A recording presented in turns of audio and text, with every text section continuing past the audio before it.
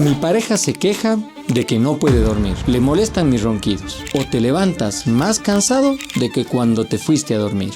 Este sonido o el ronquido puede ser una señal de alerta que tu cerebro y tu corazón están necesitando oxígeno. Hoy en Tu Salud en Casa te queremos invitar a hablar sobre el síndrome de la apnea del sueño.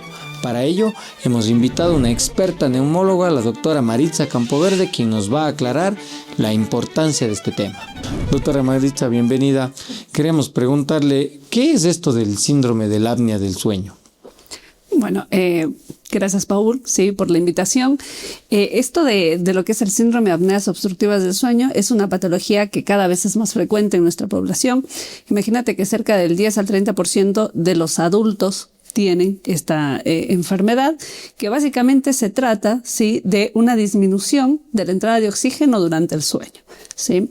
A esto le llamamos apneas. En sí, ¿qué son las apneas? Son como momentos de pausa, sí, respiratoria, que duran más o menos 10 segundos, quizás un poco más, mientras dormimos. Eso se denominarían las apneas. ¿Toda persona que tiene ronquido tiene esta enfermedad o debe cumplir algunas condiciones? Bien, en realidad no todas las personas que roncan tienen estas pausas respiratorias, estas apneas, pero sí, digamos al revés, las personas que tienen apnea, casi el 100% ronca. Sí, entonces sería como al revés. No todos los ronquidos provocan la enfermedad, pero todos los que tienen la enfermedad sí roncan. O sea, si nosotros podemos traducirle en palabras sencillas, el ronquido es ese sonido que generan las personas cuando están inspirando, y la apnea es como ese momento en el que se quedan ahí sin respirar, ¿no es cierto? Sería la pausa de cuando por ahí. Quizás el que duerme a veces se puede dar cuenta que está durmiendo y de repente se levanta con falta de aire, pero lo más habitual es que la persona con la que está durmiendo, digamos, se despierta asustada porque de repente estaba roncando y se quedó en pausa, o sea, no respira, y es cuando le dice, despiértate que estás sin respirar. Eso es lo más frecuente. ¿Qué tan común es ver esta enfermedad? Porque yo le digo en la consulta, es la enfermedad olvidada, es la enfermedad que a veces cuando uno le habla al paciente sobre esta enfermedad parecería que nos estamos inventando algo nuevo, ¿no? ¿Y qué tan frecuente lo ven ustedes? Sí, en realidad es bastante frecuente, pero sí, como vos dices, o sea, es muy frecuente que los pacientes no lo noten. Sí, o sea, roncar se vuelve parte de la rutina para el paciente y para los que conviven con el paciente. Entonces todo el mundo dice, bueno, ronca, a veces parece papá o abuelo o tío que te quedas sin respirar y luego arrancas de nuevo. Lo vemos normal, pero la verdad que no es normal y cada vez es más frecuente porque nuestra población está cambiando. Sí, primero tenemos población cada vez más envejecida, luego nuestros hábitos alimenticios están cambiando, entonces la obesidad es un factor predisponente a tener estas apneas, estas pausas respiratorias. En las mujeres la menopausia, por ejemplo, alteraciones o enfermedades de la vía aérea superior que provoquen obstrucción de la vía aérea superior. Sí, por ejemplo, no sé, una desviación del tabique por alguna caída, algún golpe, alguna de estas cosas puede generar alteración en la entrada de aire y generar estas apneas. Por ahí amígdalas grandes, que puede ser en niños o en adultos, también tienen más predisposición a esto. ¿Qué más? Alteraciones hormonales propias de la genética, o sea, antecedentes familiares también puede generar esta enfermedad. Luego, bastante común en la anatomía, sí, por ejemplo, las personas que tienen la mandíbula pequeñita, sí, y como metidita hacia atrás, también tienen mayor riesgo de apneas. También las personas que tienen el cuellito cortito y gruesito, sí, cuellito ancho, también tienen mayor riesgo de apneas. Entonces, todas estas personas que roncan y deberían pensar en que quizás no es un ronquido, digamos, benigno, que no es enfermedad. Maritza, y aquí es una pregunta importante. Bueno, ya nos va quedando claro que la apnea del sueño se caracteriza por ronquido y por pausas respiratorias, pero ¿cuáles son los otros síntomas que podrían acompañar a este paciente? Como tú dices, generalmente se normaliza, ¿no? Ya mi esposo ronca y yo no puedo dormir y hasta ahí, pero ¿qué otros síntomas a veces queja el paciente que viene? Bien, esa es una buena pregunta en realidad, porque por ahí son síntomas que igual medio que uno los asume como normales y no les da la importancia que refiere. La realidad es que hay síntomas nocturnos durante la noche y síntomas diurnos de cuando uno está despierto. Los nocturnos se caracterizan por lo que dijimos, o sea, pacientes que están roncando y de repente se levantan porque les falta el aire o alguien ve que deja de respirar. Personas que se levantan mucho al baño a orinar. Sí, eso también es frecuente, lo que nosotros médicamente le llamamos la nicturia, que se levantan a orinar.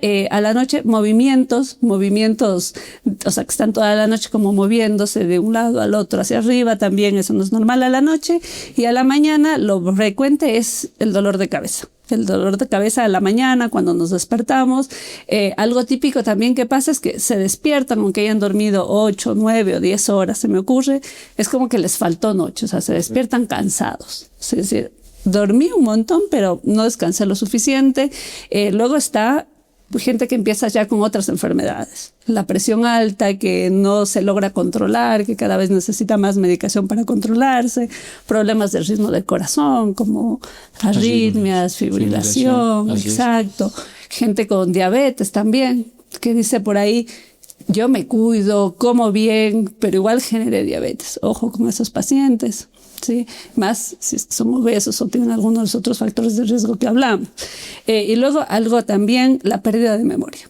Gente que empieza a perder la memoria, le cuesta concentrarse, ¿sí? Gente que tiene mayor riesgo de depresión, pasa fatigado, con falta de energía en el día. Eso es muy frecuente. Muy interesante, ¿no? Y son, como tú dices, síntomas que a veces nosotros normalizamos, ¿no? Capaz no puedo, o me siento muy cansado en el día porque tengo estrés, ¿no? Y no tomamos en cuenta que viene de mis despertares nocturnos, de la mala calidad del sueño.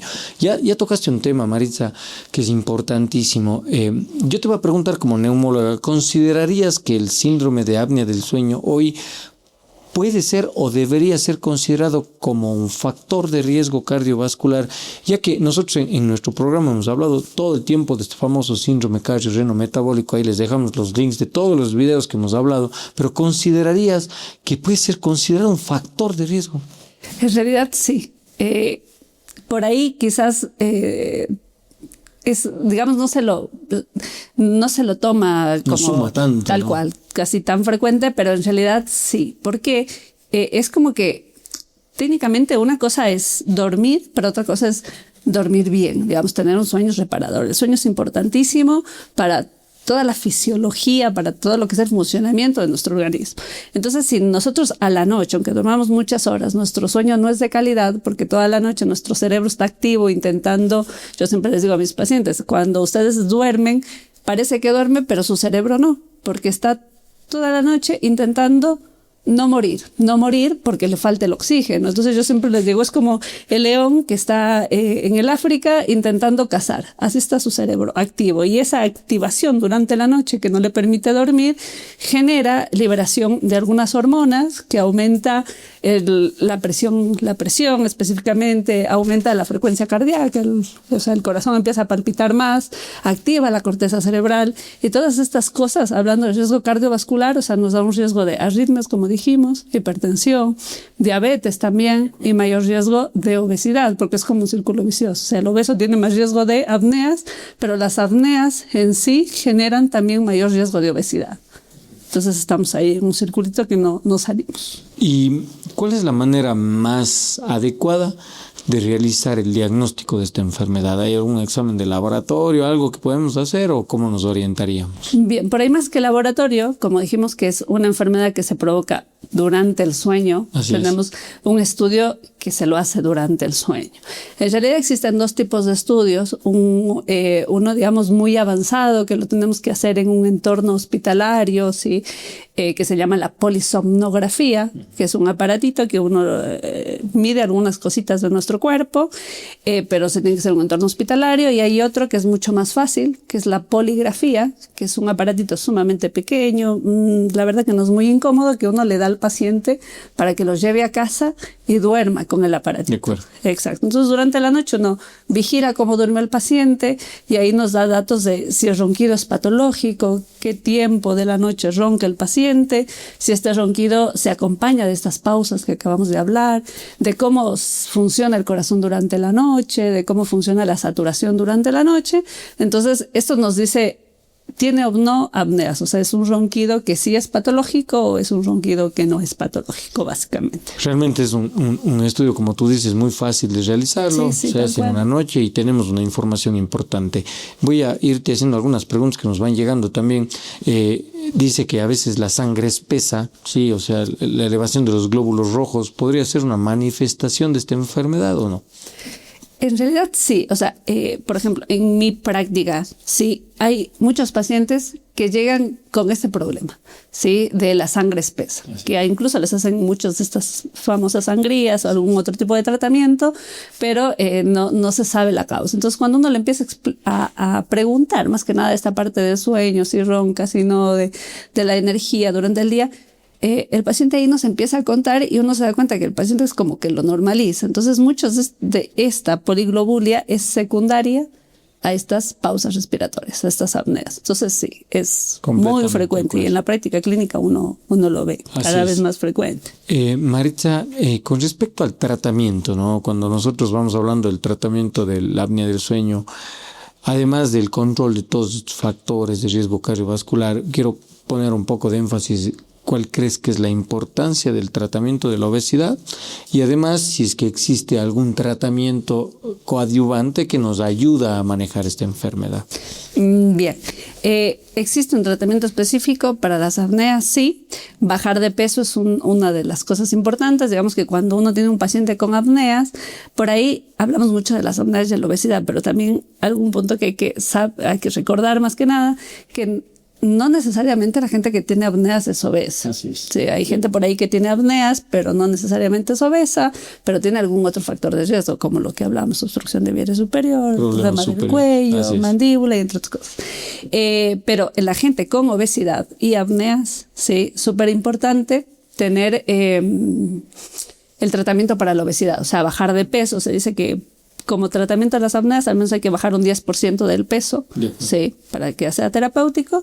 Y luego el tratamiento específico es un equipo que se llama un equipo de presión positiva, que nosotros llamamos CPAP, que es un equipo para dormir, porque el problema está en el sueño, y que lo que hace este equipo es como dar un aire, digamos como un aire, pero básicamente es una presión positiva para abrir la vía aérea superior, o sea, la parte de la tráquea. Y de esa forma no se cierre y pase el aire. Luego hay algunos otros tratamientos. Tenemos tratamientos quirúrgicos, pero siempre pues son cirugías, no todos los pacientes van. Son candidatos también, ¿no? Exacto, hay que buscar estos candidatos. Y luego tenemos otros dispositivos que últimamente se están utilizando mucho, que son los dispositivos de adelantamiento mandibular, porque pues, adelantan la mandíbula y evitan que se cierre la vía aérea superior. Pero lo mismo, o sea, es cada caso, individualizar cada caso para el tratamiento. De acuerdo. Cuando un paciente ya empieza a utilizar la famosa maquinita para la apnea del sueño, esta depresión, ¿no? ¿Significa que tiene que utilizarla siempre ya el resto de su vida o hay como ir haciendo algún ajuste, cambio, retiro o no? Claro. Todo va a depender, ¿no?, del tratamiento individual que haga un paciente. Por ahí, si es que es un paciente que tiene obesidad y logra bajar una cantidad importante de peso, ¿sí?, sea por un régimen de dieta, por medicación o por cirugía bariátrica. De acuerdo. En esos pacientes que hay una pérdida importante de peso, cuando esa es la causa, sí, muchas veces el tratamiento del dispositivo para dormir no es para siempre. Se baja de peso y se lo retira.